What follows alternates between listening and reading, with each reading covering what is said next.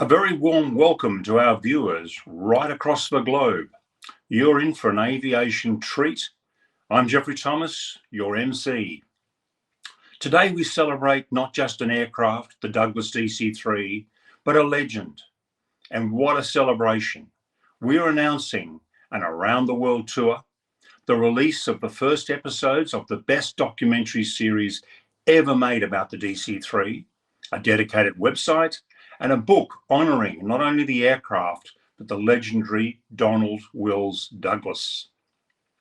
The DC-3 transcended its rivets and wings to become a living embodiment of trust, craftsmanship, and endurance. And the DC-3 is more than a piece of aviation history. It's a masterpiece of engineering, flown and maintained by those who see it in something rare, integrity crafted into metal. And behind it all was Donald Wills Douglas, the man who changed aviation forever.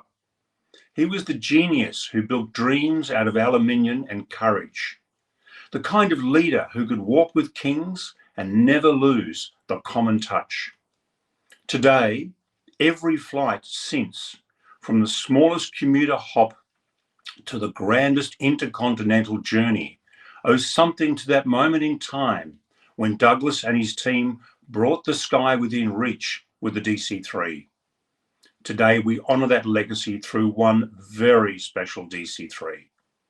The spirit of Douglas, lovingly restored, is cared for by devoted mechanics and pilots, and is the most luxurious DC-3 ever to grace the air. And today we announce that the Spirit of Douglas has already started the special journey from the US to the Europe to not only honour the DC-3's 90th year next month, but the Douglas World Cruise's first circumnavigation flight of 1924. We have a fabulous lineup for you today. We'll hear from the custodian of the Spirit of Douglas, Mark Stewart. Then Gregory Lemoyne, the brilliant producer and director of what is the most outstanding documentary series ever made about the DC-3. After we show you the first episode of the initial leg of the 2025 circumnavigation, we will have a Q&A with three of the key players, Paul Basley, Nick Seratani, and Mary Roundoff. And then we will open the event for questions from our global audience. So don't go away. You're in for a real aviation treat. Firstly, it's my very great pleasure to introduce the custodian of the Spirit of Douglas, Mark Stewart. Thanks very much, Jeffrey, and greetings to everybody from here in New Zealand. I'm Mark, and I, on behalf of my family, really proud to be the custodians of the Spirit of Douglas, this beautiful aircraft which we're now flying around the world. I would also like to pay tribute, first of all, to all of the previous custodians of the aircraft. This has been through a number of ownership changes over the years, but particularly to Joe and Mary Anderson, who were the previous custodians. And it was them that I met when we talked about perhaps going down this path, and I thank them very much for bestowing us the future custodianship of this aircraft at this time. For me, this journey started out probably in the late 1960s, actually. My father was a manufacturing exporter who used to travel a lot. And in those days, Christchurch, New Zealand was a pretty small place, very small airport, but we were an Antarctic gateway city. So we used to get a lot of big American Starlifter aircraft, but also in those days, jet aircraft, Douglas DC-8s. And so here was I, a young kid, sitting on the tarmac looking at these huge, magnificent jets. thinking about going myself one day. But also on the tarmac, which I very vividly remember being a 6 or 7 year old, was a DC-3 in Mount Cook livery.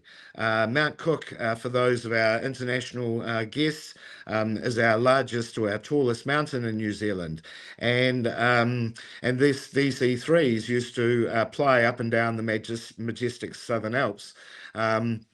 Again, I was a young boy looking at the sleek lines of this beautiful plane. Those days you could walk up on the tarmac and get up pretty close to these machines, and just as distinct shape, the fact that the way that it shone, these huge big radial engines, it was just a dream, I guess, looking at this thing and thinking about perhaps flying in one day.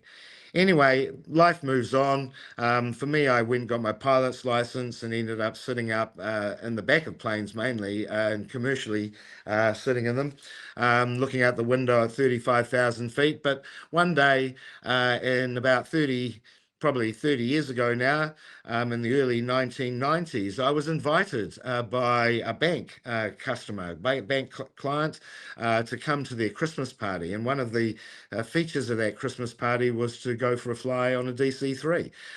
First time. This was probably about 1990 or 1991.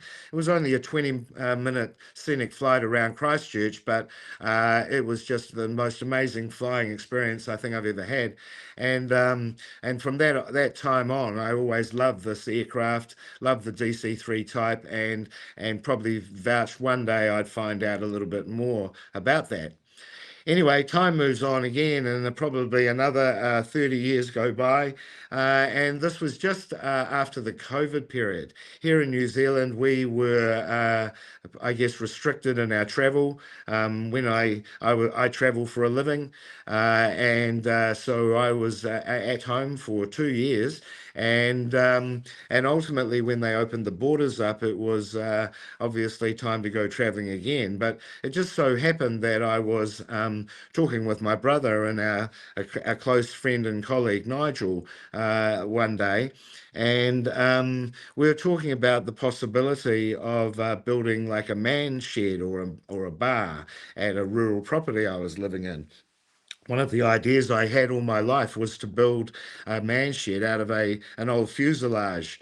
Not sure what sort of fuselage exactly, but something relatively voluminous, so that we could sit there and talk about man things with probably girls too.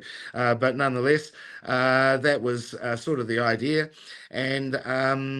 And we talked about the possibility of maybe a DC-3. In fact, we even talked about how to jack up an old fuselage of a DC-3 so it was horizontal rather than on a sloped angle if we were going to have a whiskey. So we got into that sort of detail. Anyway, as time went on that weekend, I was thinking to myself, why would we not actually try to buy a flying DC-3? And move the man room and fly up and down New Zealand and see some scenery at a very sort of slowish pace.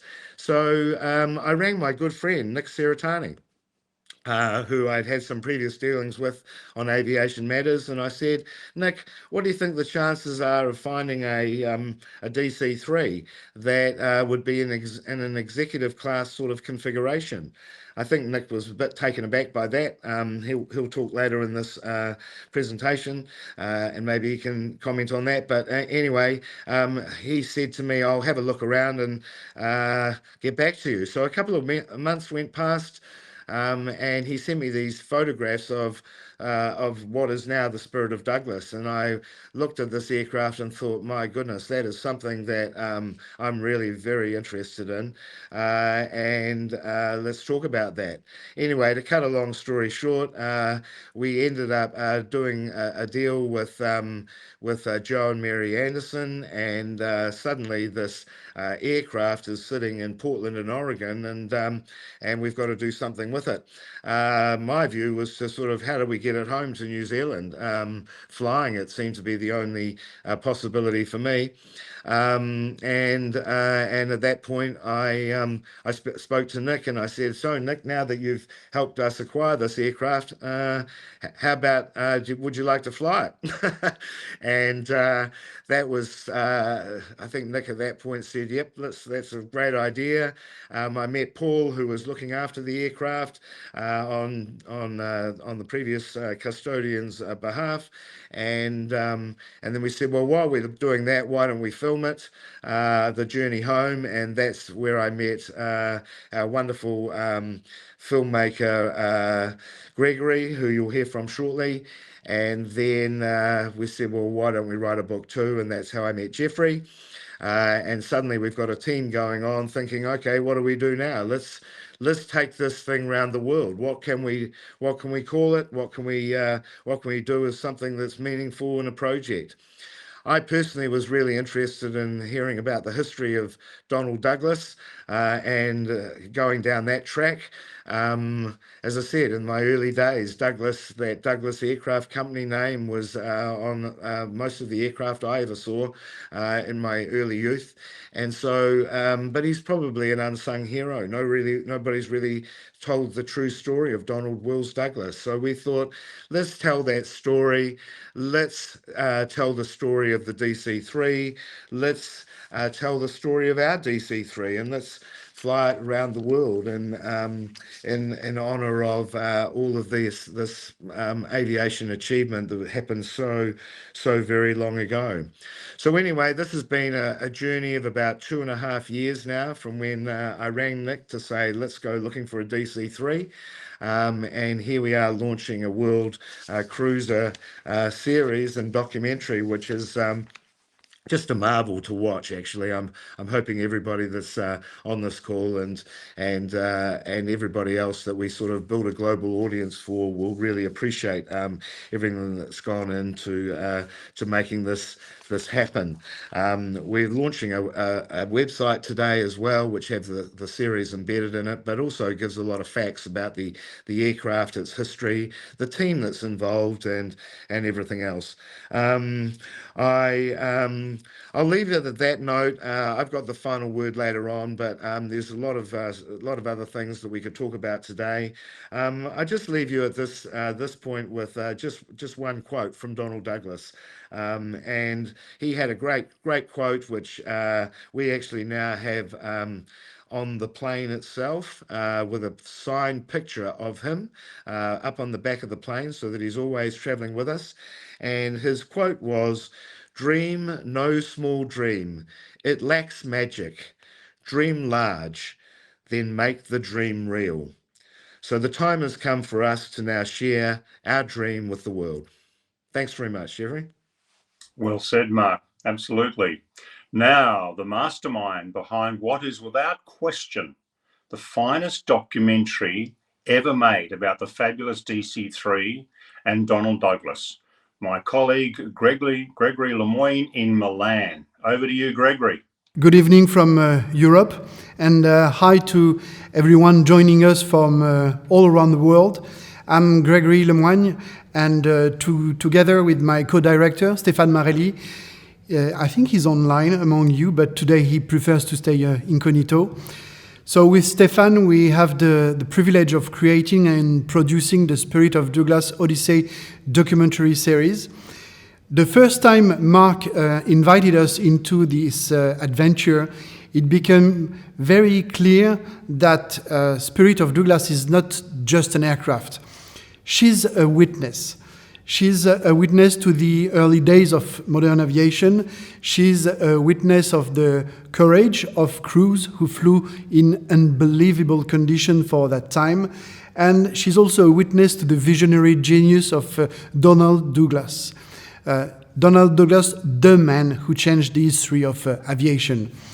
This world tour exists, of course, to celebrate the key moment that shaped aviation, but beyond the dates and anniversary, this story is about people.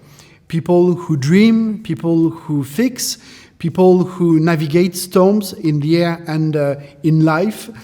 and people who keep believing, even when the weather and sometimes the world says, not today. And of course, the series is also about Spirit herself. Her past, at the hump, we are trying to understand if she transported Chiang Kai-shek or not, but we'll see. Her rebirth in her civilian life, her soul. Because yes, Spirit has a soul. Because to understand the meaning of this adventure, we believe that we need to tell the past to allow us to understand the present and maybe to start to imagine the future for the next generation. To reach this goal, Stéphane and I choose a very simple artistic approach to stay as close as possible to the reality of the crew. No big production, no artificial drama, just the truth. One aircraft, 6 souls on board, and the incredible reality of flying such a legendary machine. I think you will feel the beauty of the skies, the long waits, sometimes the tension before takeoff, the surprises, good or bad, sometimes, the doubts, the joy of landing somewhere completely new, and all the human moments that can only happen when you live an adventure like this from the inside. In short, we want to take your hand and invite you on board into the very heart of the adventure, so you can experience this journey as if you were one member of the crew. This series is of course for those who love aviation, obviously, but not only. It's also for everyone who doesn't think like everyone else, for those who have a desire for adventure, for discovery, who are curious, who like to explore, who know how to contemplate, and who allow themselves to slow down sometimes a little bit. And when the world, even when the world is racing at supersonic speed. And today you will discover episode 1, which is the beginning of the Odyssey. It sets the tone, it sets the emotion, and it reveals the scale of the journey. As Jeffrey said before, the world tour has already begun. Spirit has already crossed oceans, mountains, storms, borders, and histories also. The next episode will take you across the United States, Canada, Greenland, Iceland, Europe, and in the following seasons to the Middle East, to Asia, Australia, New Zealand, and many other countries connected to the DC-3 legacy. Some routes will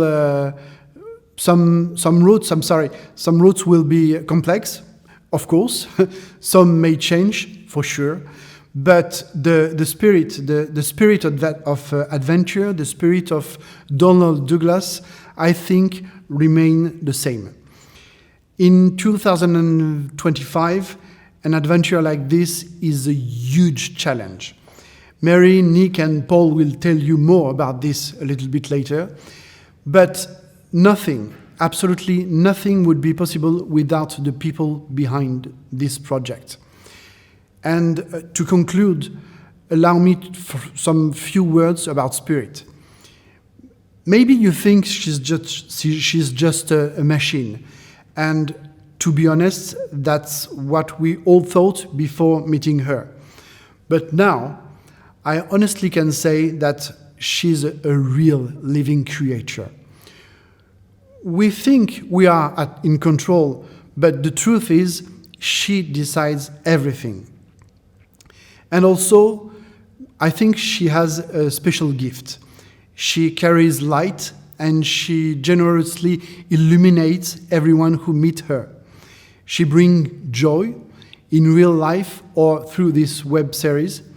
And I hope that today, through episode 1, you will receive this light from Spirit directly. So, let's begin this journey together. I think we are now fully ready for episode 1.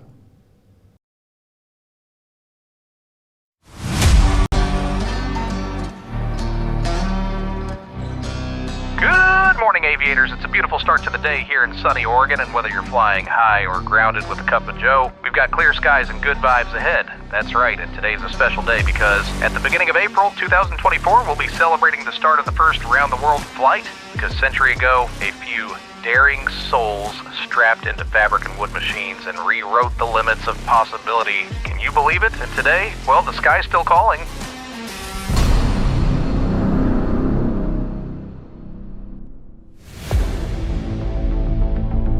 Every countries in the world have a history of DC-3s.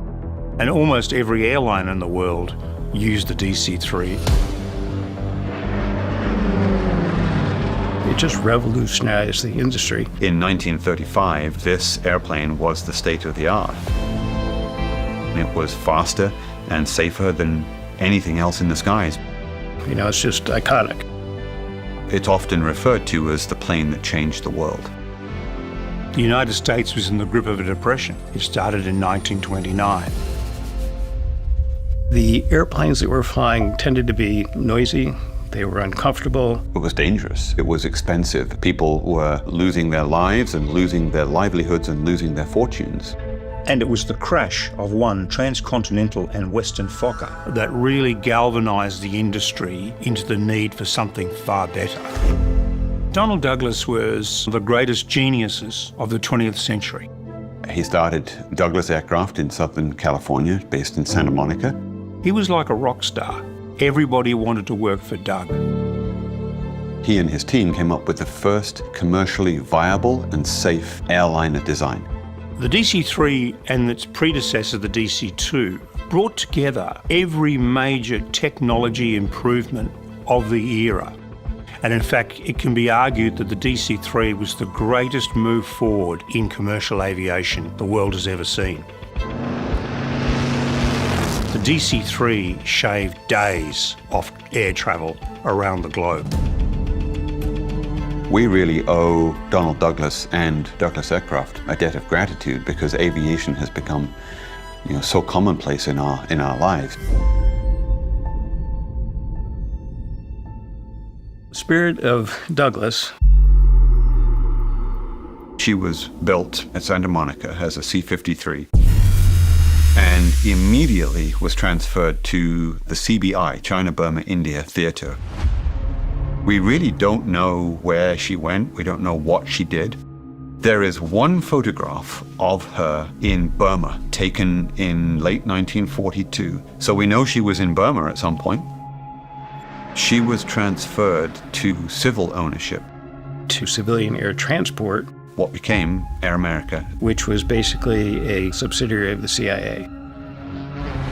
Where did it fly? Who did it fly? Did it fly Chiang Kai-shek out of China over to Formosa, now Taiwan? This airplane spent 12 years in hostile environments, in theaters of war, well beyond the end of World War II. Finally, the airplane was repatriated to the United States and sold into private ownership. The configuration that we have her in today for corporate use was embodied at that time, 1952. That's just the summary. As we're digging into the details, we're finding out more and more things all the time. The aircraft's 82 years of age. It's got a story to tell, and that's the bit that I'm really keen to do. This airplane, you have to listen to it. You have to learn to hear it. It's not an airplane where you can know everything you need to know just by looking at the gauges on the panel. It definitely has character and it has a personality. Well, she's a girl, for sure.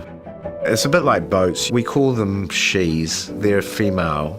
Females have way more passion, in my view. She is a little mysterious, with a far-off look in her eye, lots of memories. I think she's rugged. Once you get to know her, she enjoys company of others. She's tough. She doesn't put down roots. She's always on the move. She's passionate. An old friend that you're always happy to see. I think she loves to travel. If that means that it has a soul, yeah, it definitely does. The Douglas logo, first around the world, relates to 1923. The US Army Air Corps, which was the forerunner of the US Air Force, came to Douglas and wanted to fly around the world with the Douglas World Cruiser. In 1924, the project was launched from Seattle. Seattle through Asia, through Europe, across the Atlantic, back to Seattle. It took 6 months because of all sorts of little incidents on the way. And when they returned, 200,000 people turned out. They became the first aircraft to go around the world. Breaking news. This just in, a historic decision has just been made. A bold new mission has just been announced by the team of the iconic DC-3 Spirit of Douglas. To honor the pioneers of the very first aerial circumnavigation of the globe completed 100 years ago, they've decided to take Spirit of Douglas on a new incredible journey, a full world tour. A new chapter in the rich history of the legendary DC-3 is about to be written. Stay with us, history is taking off once again. The goal is to get the aircraft around the world. Traveling the world in a DC-3 is a little bit different than traveling the world in an airliner. The challenges will be mostly logistical. The biggest challenge is, believe it or not, probably our fuel. Aviation gasoline is really something that is no longer available in every country in the world. Right now we're dealing with geopolitical issues too, because you've got 2 wars. Which are going to affect our route of flight. If we have a maintenance issue on the other side of the world, that's an issue. This is a big challenge, let alone a big adventure. Yes, there's risk. You really have to be mentally prepared and physically prepared to do this and do it correctly. Paul and I talked about this. I said, is the airplane safe? And he said, well, it's safe enough. We must remember that these airplanes were designed to do this. We're traveling at a fraction of the speed. We're traveling at much lower altitudes. It's a whole different experience looking at things from 10,000 feet than it is from looking at them from 30,000 feet. And it's always a spectacular experience. How long that journey may take, indeterminate at this stage. It's new, it's exciting, it's a sense of adventure, and I think is a once-in-a-lifetime experience.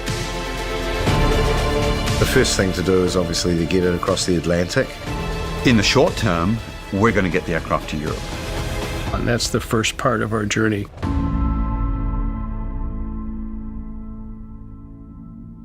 The preparation for the trip was quite detailed. There was a great deal of concentration on flight planning, on alternatives should we run into a problem, on fuel planning. A journey like this requires a lot of other preparation. A small issue at home base turns into a huge issue when you are in Nusasarek. So a lot of thought has gone into carrying what we call a flyaway kit. Which means we have just about everything we need to get out of a situation, barring a full engine change. We can do most maintenance on the road. We need to carry enough oil. The aircraft consumes oil at about 1 gallon an hour. So we need to flight plan between stops. When can we get oil? How far down route can we get oil? For this trip, the survival equipment included rafts. We had 2 8-man rafts, survival suits, generally called the Gumby suits, as well as life preservers. The aircraft didn't need a lot of physical preparation, but we actually had to do one more inspection prior to departure just to make sure that we had enough time to reach Europe, where we were intending to do the next round of inspections.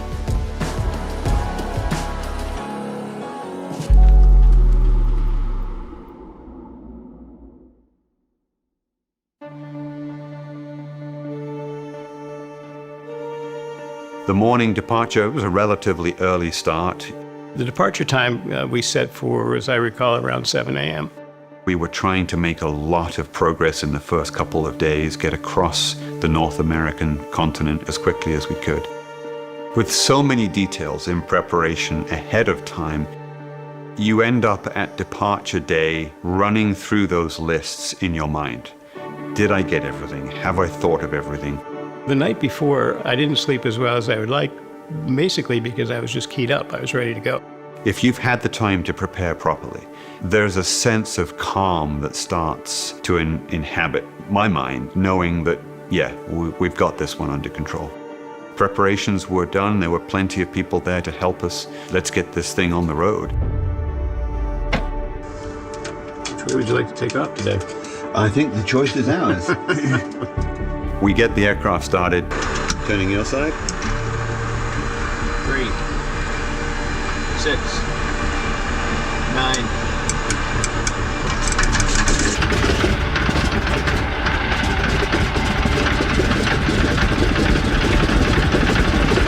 Pressures are all good.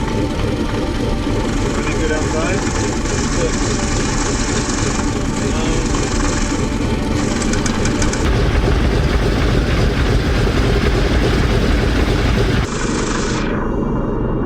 Electrical set for day. Acme gyros. Gyros all agree. Pressures and temps. We are ready for taxi. Taxi down to the runway.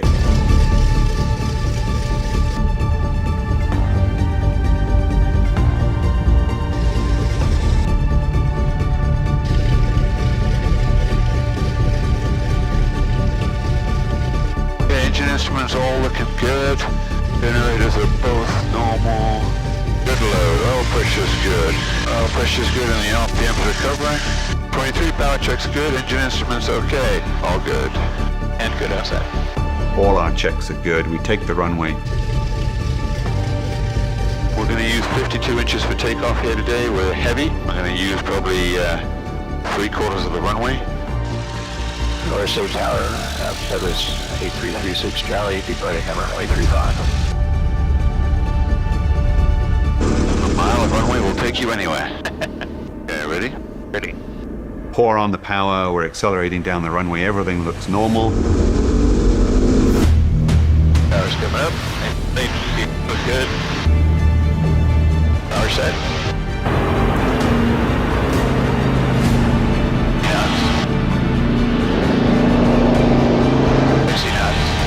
Speed call-outs are normal. 80 knots. Rotation. 82.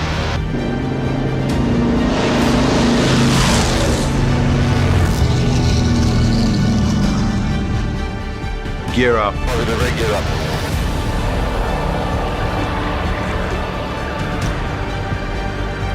Okay, meter power. And climb power, climb checks. Did your gear come up? Yes. You sure?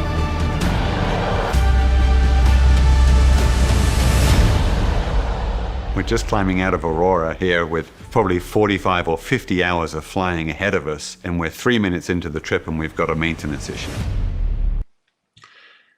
I'm sure you'll agree, a stunning documentary.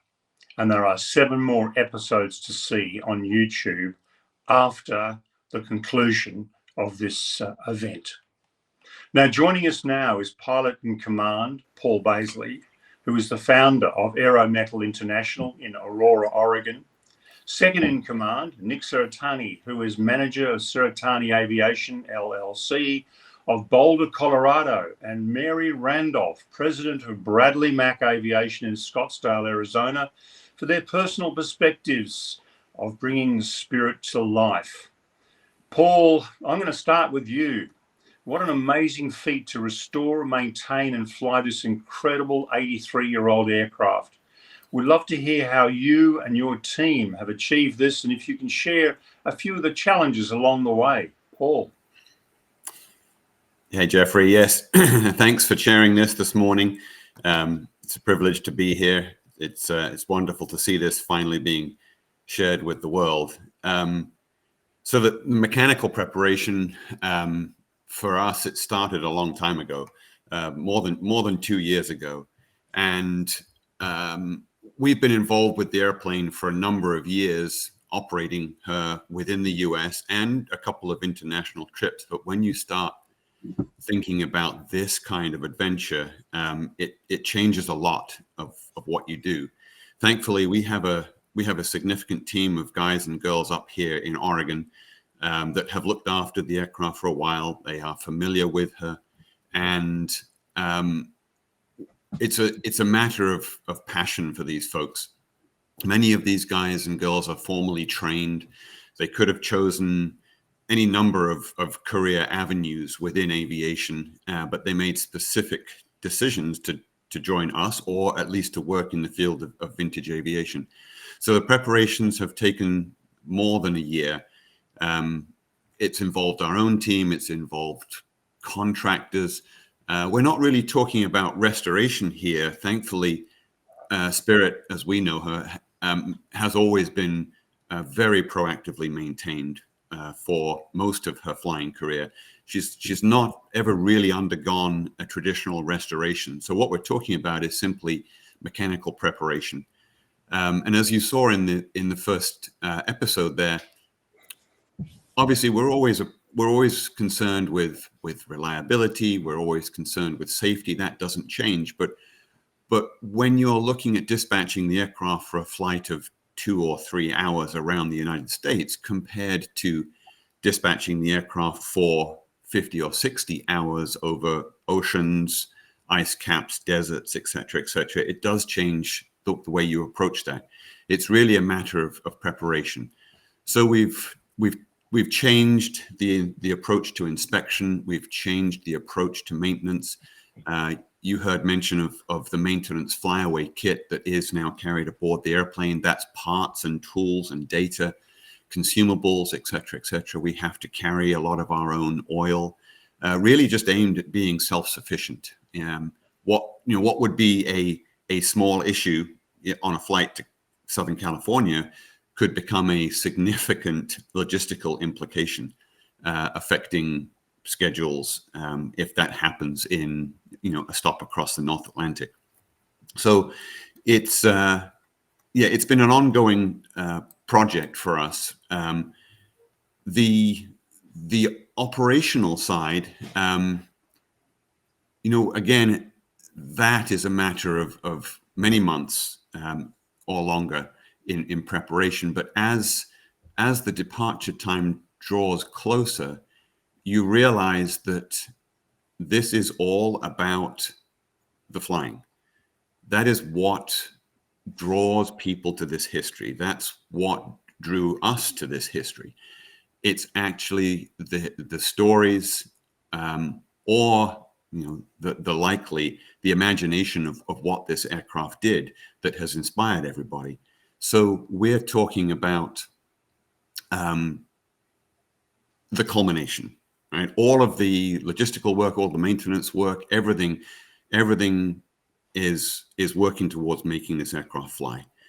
So it's a real privilege to do that. We're talking about geopolitical preparations, navigational issues, permits, everything down to crews, hotel reservations, et cetera. So massive amount of work going on in the background to ultimately try and achieve this objective of flying this airplane.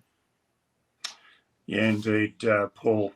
Now, Nick, we can only imagine how different it is to fly the Spirit of Douglas, very different to the modern aircraft of today. Can you share what it's really like to fly her physically, technically, and emotionally? Yes, absolutely. Well, let me start by saying that when Mark called and asked if I could help him find a DC-3, I thought, okay, this will be a fun project. And then he called and said, would you like to fly it? And what I thought was, is this a trick question? But what I said was, yes, please. And so that's how it all started. So the first day that I walked out onto the ramp and saw this beautiful airplane with canvas fabric covered control surfaces and big radial engines, these huge main landing gear, the sloped fuselage, it was unbelievable to me. I thought, are they really going to let me fly this thing? I mean, this is going to be great. So then we got in the airplane, and walking into the cockpit, it was like stepping back in time. Big levers for the landing gear actuation, big levers for the flaps, big control column, big throttle quadrant, round gauges. It was just beautiful. It was really exciting. I mean, I was excited that day equally as much as I was on my first flight. And then started the engine up, and the sound of a DC-3 is magnificent. I mean, once you hear it, you never forget it. Those big radials are just glorious. And, from the cockpit, looking out at these wings that seem to extend to the horizon and the sun kind of glimmering on the props, it's just a wonderful experience. And, we're pretty close to the ground most of the time, and the airplane's not that fast. So we've got lots of time to spend looking at whatever it is we're passing. But the big thing was the emotional aspect of it. Everywhere we go, we get a wonderful welcome. People just love to see this airplane roll up on the ramp. They come out and look at it, and they smile, they laugh, some will cry. Everybody's got some sort of story that relates them to the DC-3. And it's just one of those icons of aviation that is beloved around the world. And we, as the crew, are the beneficiaries of that love. We're just treated magnificently wherever we go. And so, and a lot of it has to do with, this is not just flying an airplane. We're not flying it for the purpose of transportation. Our mission is to share it with the world. And we're keenly aware of the people that flew it before us, what they must have been through, the difficult times that they had flying this airplane in the war, where she's been, what she's done. It's one of those things that you just, you can't believe you're a part of. And, I want to thank Mark and Ainsley for, allowing us this privilege to do this. Because, we're probably among the last generation of pilots who will ever be able to fly these airplanes. There aren't that many left. There's fewer every year. And we're just incredibly privileged and incredibly grateful for the opportunity. Look, we are indeed, Nick. It's an enormous honor to be part of this team. Now, Mary, another very important part of the team. I can only imagine the logistics and operational challenges that you have to overcome. So perhaps you can give the audience what's involved in planning for flying this aircraft around the world and some of the unexpected hurdles that you have to overcome. Thanks, Jeffrey. It has been no walk in the park, but I can honestly say it's been a complete labor of love.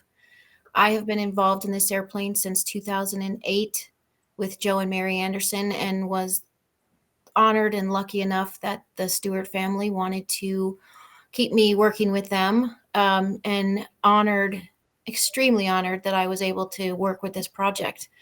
There's a few hurdles we had to get over and through. Training was probably one of the big ones. You can't send crew for this airplane to flight safety annually.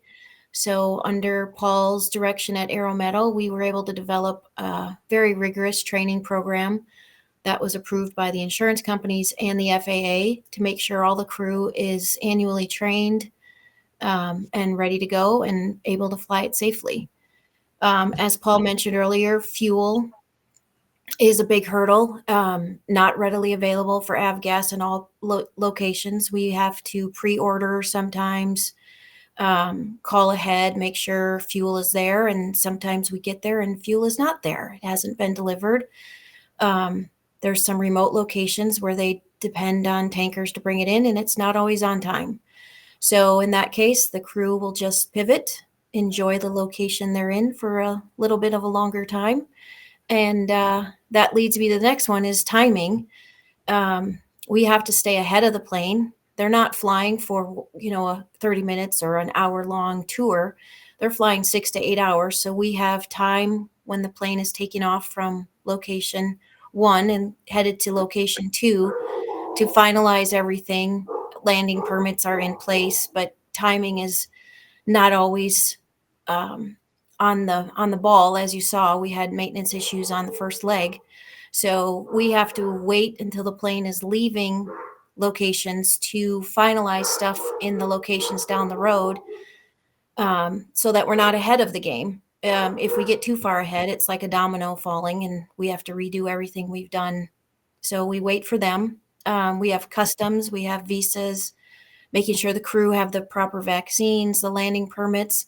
So there's a lot of red tape and stuff that's involved in making sure that the plane gets there. But when the plane gets there, my reward, because I'm not on site, is the pictures of the thousands of people that are waiting for the plane to land and watching her majestically land. It's amazing to watch those pictures come in. Now, we've got some, thank you, Mary. We've got some great questions coming in from around the world. I don't know how many we can answer, but Paul, I'm going to throw this one back to you. This is from Hayden in Paris. And I'd almost like to answer it myself.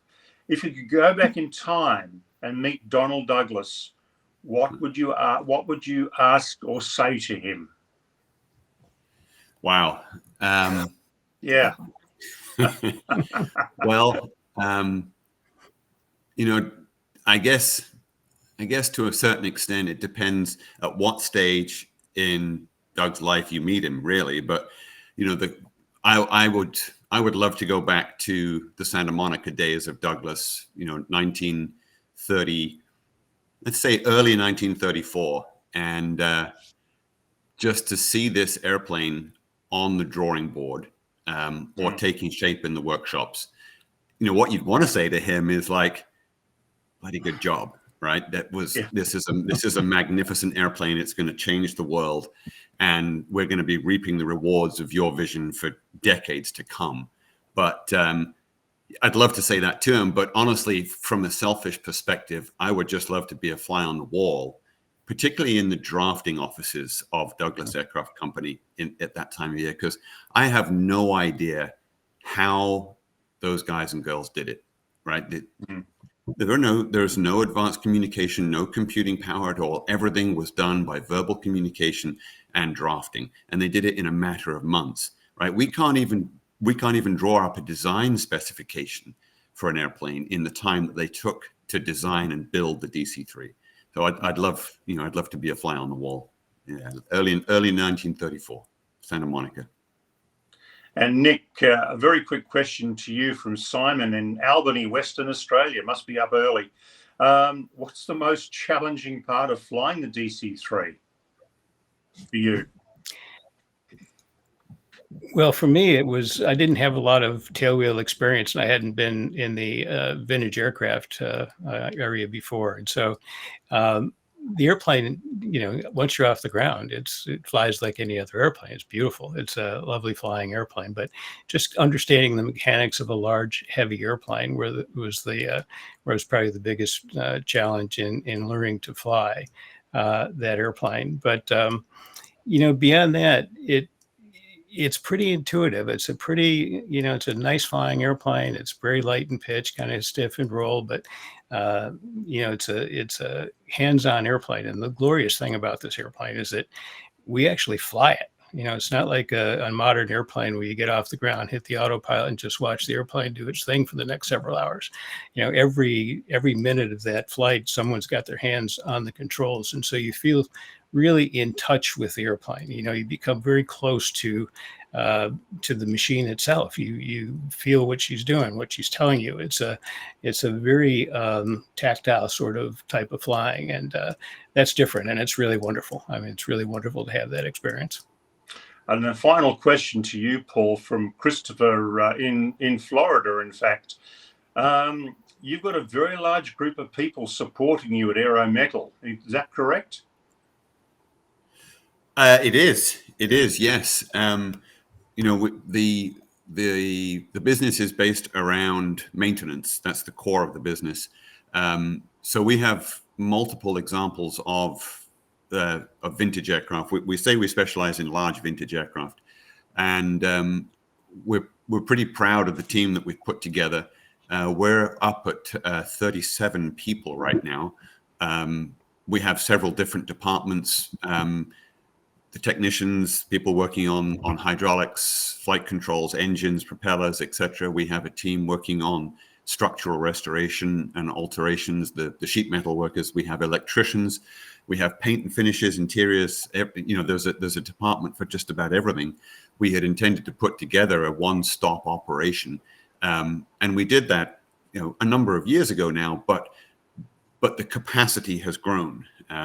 So we do specialize in the DC-3, and that team, we've got people who are exceptional at working at home base. We've got people who love to travel. So we've got options to cover every eventuality, and we're exceptionally lucky to be in that position today. Thank you, Paul, and thank you, Nick, and thank you, Mary. Before I hand back to custodian Mark Stewart, we'd love you to join the Spirit of Douglas community. Our website will go live today, and our social media channels will be visible at the end of this event. and the links to all will be in the description below the video on YouTube. And this video will be uploaded to YouTube straight after the conclusion. Also on the website will be details of the book Spirit of Douglas, authored by myself and noted historian and aviation artist Mike Machat, featuring superb colorizations by Frenchman Benoit Vienne. And also, if I may, a quick hello to a recently retired McDonnell Douglas Boeing archivist, Pat McGuinness, who is watching today, I know. And Pat has been incredible with her help with the material for the book, The Spirit of Douglas, which will be released in December, details on the website. Now I'm going to pass back to the custodian, Mark Stewart, for the final word and for the close. Mark. Thanks very much, Jeffrey, and thank you to everybody for joining us today for this launch event. We encourage you to go on to our website and have a look there at all of the history and the facts and the series, actually, the documentary series, which is also embedded in there, or onto YouTube as well. I think we also all of our social channels are opening up today as well. So this is really truly a launch for everything that we've been working on for the last couple of years. The website is spiritofdouglas.org, spiritofdouglas.org. We're already in season 2. We've already filmed it, and it's in production right now. So after you get through this one, I guess give it a few more weeks or a couple of months, and we'll be continuing on our journey. I'm personally really grateful for what this project has brought me. Originally, it was, let's slow down a bit, let's sort of look at things at perhaps at a slightly different altitude and a bit slower, and let's gather as a bunch of friends. But the more I've got involved in this project, the more I've realized that historic aircraft like these actually belong to everyone.